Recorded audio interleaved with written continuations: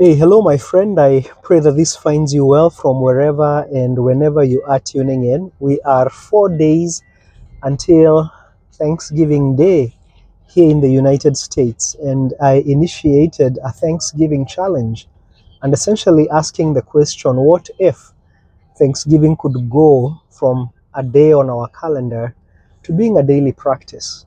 Even better, from being maybe something that we say with a morning prayer or with grace before partaking of our food to something that's a running conversation, because God's blessings over our lives are always present and they are always abundant.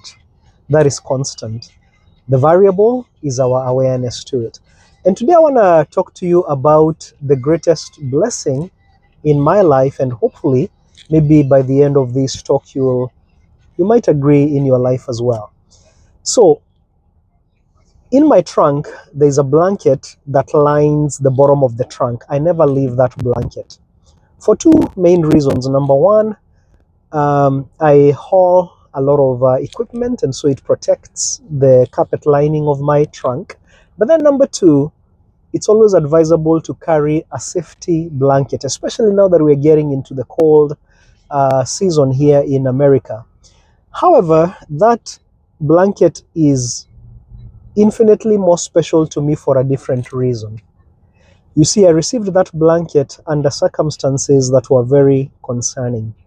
It was Thursday, February 24th, 2022, when I was driving just like I am right now, and I lost consciousness while behind the wheel.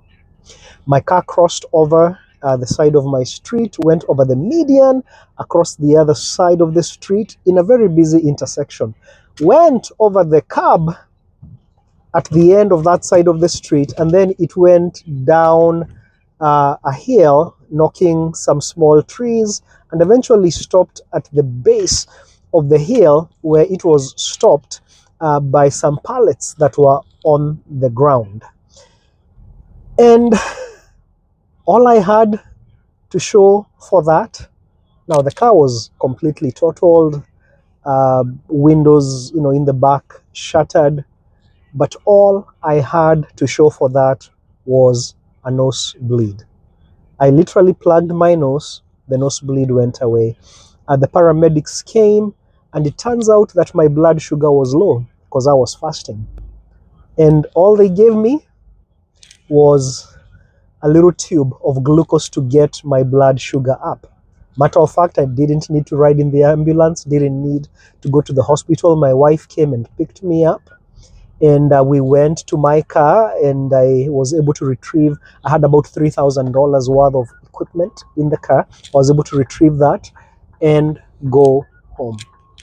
Okay, where does the story of the blanket come in, you might wonder? A lady who had seen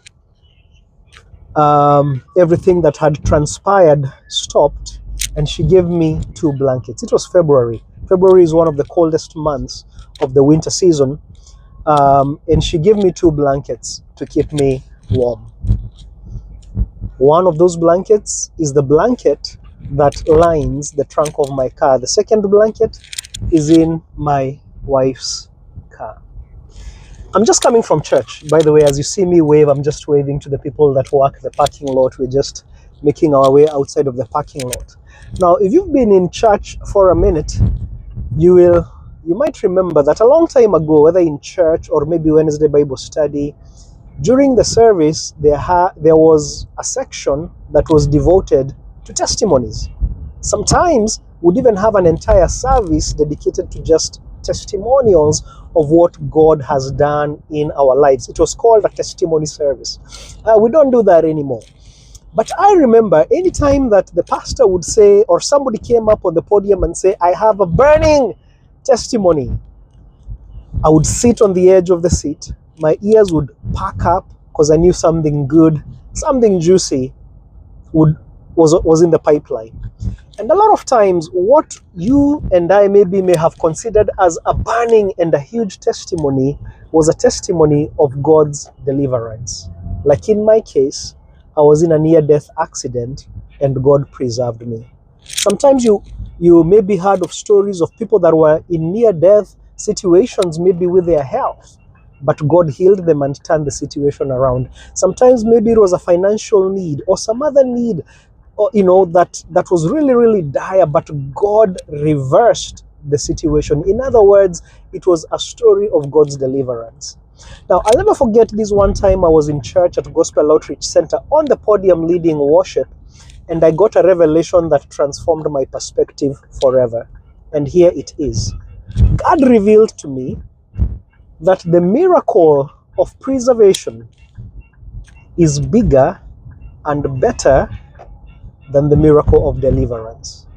Let me explain. If I give you two scenarios, scenario number one, you are in a near-death accident and God rescues you from death, or scenario number two, you're never in an accident in the first place, what would you choose? Here's another example. If I give you a scenario where you are sick unto death and God healed you, or scenario number two, you never had to be sick in the first place, what would you choose?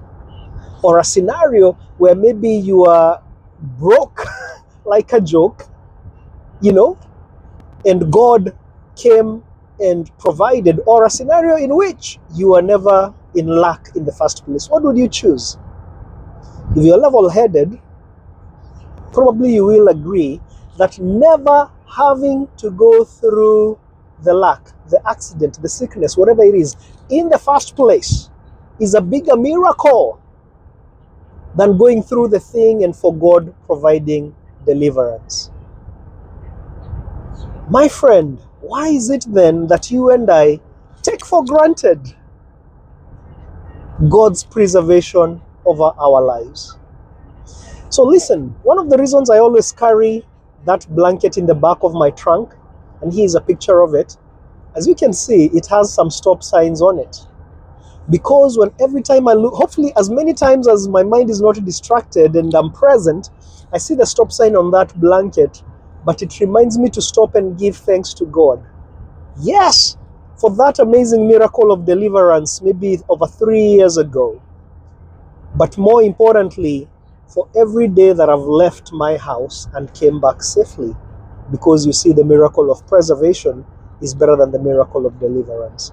So as we approach Thanksgiving, would you thank God for every day you've left home and come back home safely? For every day your kids have gone to school and not been part of a shooting?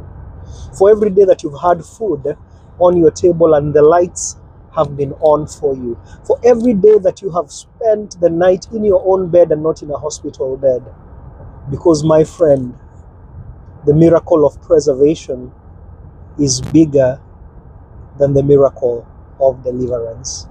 With that, my friend, let's make Thanksgiving a lifestyle, a running conversation of us being aware of God's goodness. A happy Thanksgiving to you and yours. God bless you. Bye-bye.